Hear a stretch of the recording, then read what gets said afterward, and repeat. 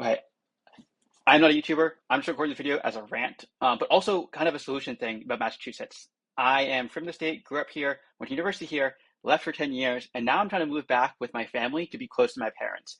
And I'm kind of pissed off at the housing market and just how stupid Massachusetts it actually is. I came across this video about how Massachusetts become the richest state. It's wicked smart, and I understand. Like, it actually is pretty smart, having been visited other parts of the country, but it's shooting itself in the foot. And let me explain why.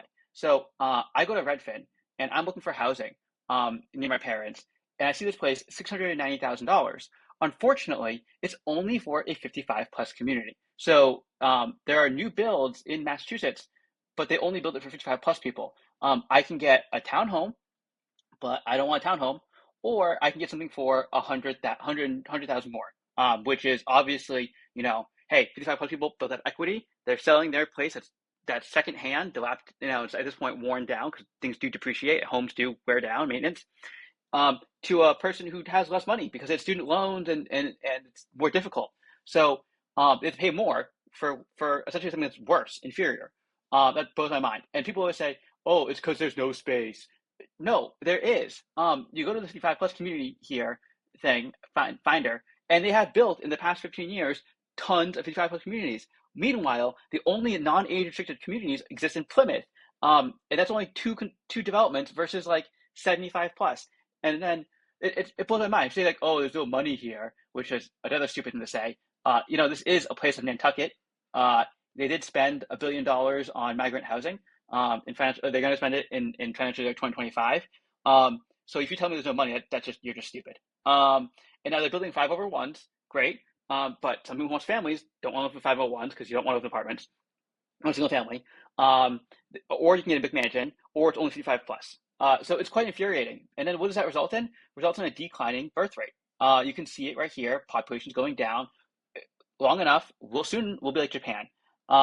You pull the stats on the total fertility rate, it just craters. Of course, 2008. That's what happens to 1.3. That's like Japan is like 1.2. So it's like only slightly above Japan. Okay. I'm obviously quite lazy here. I'm not a YouTuber. I'm just trying to get a point across. In graduating class of my high school I grew up in, Holliston, it was 218, 209, 200, 141 kindergartens just started last year. Okay, play that forward, and also some people in the kindergartens don't go to the same high school, so they'll move off to some private school, right? So the graduating class in 18 years will be 120. It's a slow-moving iceberg that's just like freaking obvious. Now people also might say, "Oh, there's no space." Bullshit. Look, you build solar farms, and there's sometimes incentive for solar farms, but like they built solar farms and cut through the forest, which is not very green, and destroyed habitat to put in a solar farm. And to the left here is a 55 plus community. So they got space. They just don't want it for young families and people. And the most infuriating part is that actually Massachusetts is the best place to potentially do this and have affordable, walkable neighborhoods. And I'm super urbanist. Like I went to Cambridge. I was living in Cambridge, went to Northeastern. Like I love living with walkability, but now that I have kids and family, I want the space. So look at this. These are the apartments in a town, in my parents' town. And it's close to the MBTA station as required by the MP's Community Acts, but you have to walk 12 minutes along here, which imagine in the snowing, blistering winter makes zero sense when you could just walk through the forest right here if they built a path. But no, you have to prioritize car parking for it. And look, a solar farm. Look, Massachusetts is the best place to have walkable neighborhoods. Historically, they used to. If I zoom in here on downtown Ashland, right, look how dense the housing is. If they just upzoned it, allowed infill, and built apartments, you would have, the demand would be through the roof because this is a great, it's walkable. You need stores too. You can't just have an apartment building with no stores around. It just makes it stupid. Okay, this is the old Ashland train station, historic Ashland. So downtown, and this is all along the MBTA commuter rail from Boston all the way out to Worcester. Like you have the ability to have walkable towns, dense neighborhoods that provide housing for families and attract people. But instead, Massachusetts chooses not to.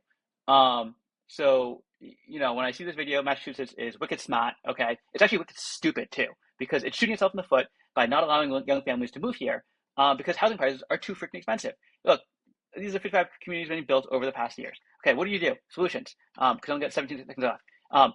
Allow ADUs similar to San Diego, 2 ADUs plus 2 ADUs. It's just, one ADU is too expensive to build here. You got to upzone. Community Act isn't strong enough.